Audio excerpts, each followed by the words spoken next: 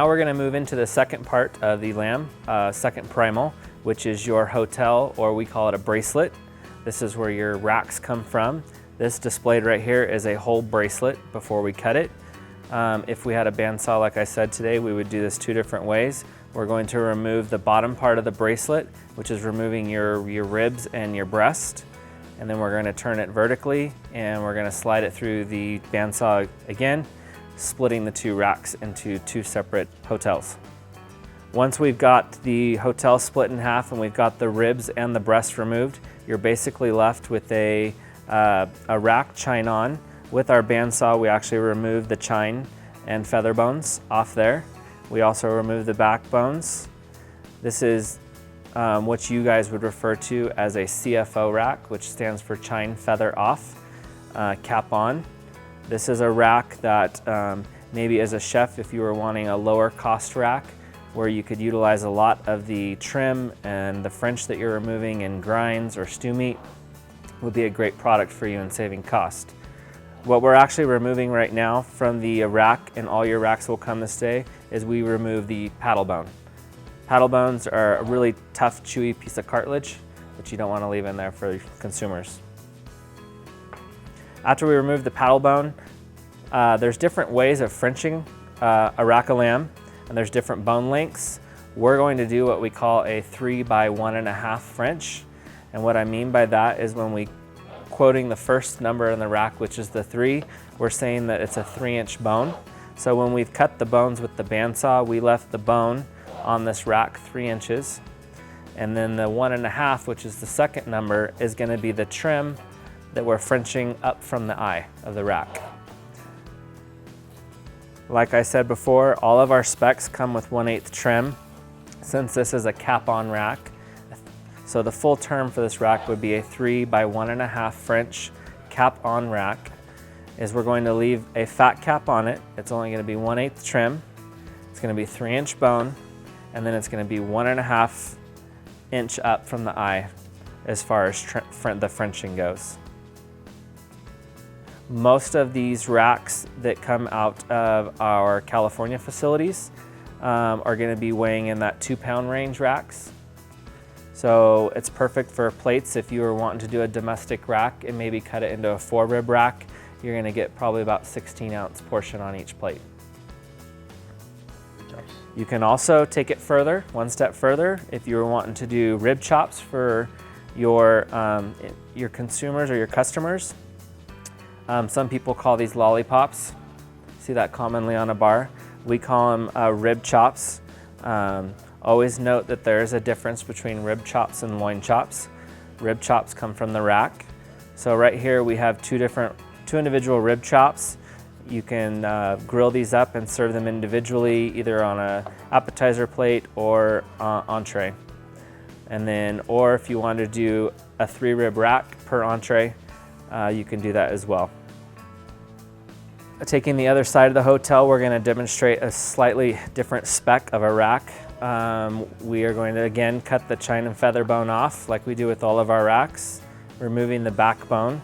The only difference really with this rack that we're going to do is when we did cut this rack with the bandsaw, we left the bone 4 inches long as compared to a 3-inch bone. And then this rack is actually going to be cap off. So we're going to remove the whole cap as he's doing right now, so that we're actually not going to leave a 1/8 trim. The cap will be completely removed. After we remove the cap, we're going to mark where we're going to do the French as a guideline. And this is going to be a 2-inch French. So we're going to go 2 inches up from the eye and then French from there up the bone.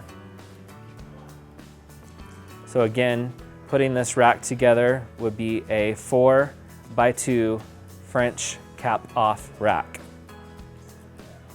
As a company, we probably have over 100 different specs on racks. So as far as a chef, if you're wanting to French your own, we can start you, like you said, with the cap on rack, or you can go all the way down to what we call a spider rack, which is one where it's been Frenched all the way to the eye and completely removing the fat cap and trim. And then again, depending on your portion size or what you're trying to do, you can do 3 or 4 rib. Or again, cut them into lollipops if you were wanting to do smaller plates or individual rib chops on the plate. All depends on your plate cost, what you're aiming for portion size.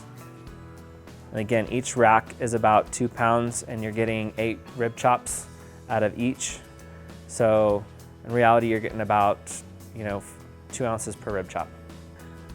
The second cut that you're going to get off your hotel is going to be your ribs and breast. Once you cut those into 2, you have your ribs, which we call Denver ribs. This is usually anywhere from 8 to 9 ribs. Again, we remove all the fat, leaving 1/8 trim. Denver ribs are definitely becoming more popular and high in demand, especially in summertime. Great grilling items, and as well as smoking. And depending on your portion size, again, you can even take these further down and cut them into smaller portions. Create your own riblets like we took out of the boneless shoulder, or individual ribs. If you wanted to do maybe some Asian style ribs on a menu, something like that, smaller portion sizes.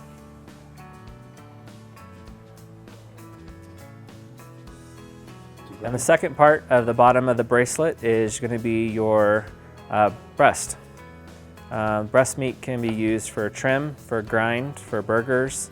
You can use a little bit of it in your stew. We also sell a boneless breast, which most commonly is known as lamb belly, just like pork belly. And then we actually also sell a pre-cooked cured lamb bacon. Lamb breast meat's very tender, very good for like stir fries, anything like that. If you're doing like a lamb stir fry, Asian style pasta, something. Moving into our third primal, which is our drop loin, our loin area. What we have here is a full drop loin. So you can actually see it from both angles there. And what we would do if we had a bandsaw here is basically take our drop loin and we're gonna cut the excess, we call it the flanks, off on both sides. And then when you cut it down the middle, you're creating a split loin. And then from that point, once you have a split loin, you can actually determine multiple things from it, which we're going to show you. So this is the split loin. This is one side. Right now, this is starting out as a split loin, untrimmed. We're gonna take it and turn it into a split loin, trimmed 1 inch. So if you're a chef, like again, that has your own bandsaw and wants to take advantage of that price point and can use this excess trim in other dishes, definitely cost worthy. We're going to remove that fat cap on the outside, leaving 1/8 trim, like on all of our cuts. And when I say we're leaving a 1 inch tail, the tail is the meat left on the point of that loin chop. So when you're talking in loin terminology, there could be a 0 inch tail, a 1 inch tail, 2, and then 4. So it depends on the length of that tail. What we're creating right now for you is a split loin. So it's a whole loin that's been split in half and it's got a 1 inch tail on it. Sometimes what I find for leaving the tail on there for grilling purposes is it's just like, this is your New York steak and beef, and that fat tail is actually leaving that flavor on there. You don't see many people cooking a New York steak without leaving that fat on the outside. So my preference usually is actually to leave the 1 inch tail on there. If you have a bandsaw and you're a chef, you can cut your own chops. However, we do sell the chops also pre-portioned and pre-cut for you. So these have already been kind of pre-cut with the bandsaw. We cut the chops into 4 ounce, 5 ounce, or 6 ounce chops. The chops that we're displaying right now are 0 inch chops, so we've left 0 tail on there. All these chops usually range anywhere from 4 to 5 to 6 ounces. These particular chops that we're showing, 0 inch tail.